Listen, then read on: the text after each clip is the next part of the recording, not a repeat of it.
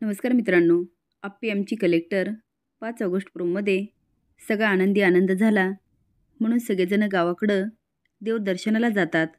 मंदिराबाहेर गाडी थांबते. अर्जुन पटकन उतरतो आणि आप्पीचं दार उघडतो. आता दोघंजण जोडीने मंदिरात जातात. आप्पी हात जोडते आणि देवासमोर प्रार्थना करते, देवा हे घर आता असंच एकत्र राहू दे. अर्जुन पण डोळे झाकून अगदी मनापासून प्रार्थना करत असतो. फक्त हे दोघं नाही तर तिसरा असतो अमोल. घर एकत्र राहण्यासाठी तो पण देवासमोर अगदी कळकळीची विनंती करतो. तोपर्यंत इकडे मणी पोचते.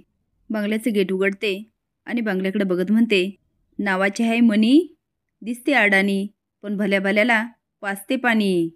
मणी अगदी म्हातारी झालेली असते. तिचे पांढरे केस, तो डोळ्यावर मोठा चष्मा आणि हातामध्ये एक गुंडाळलेली पिशवी.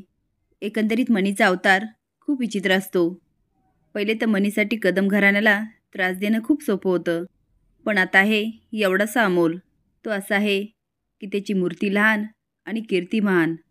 आता अमोल करणार मनीला सळो की पळो हे बघण्यासाठी लाईक आणि सबस्क्राईब करा. धन्यवाद.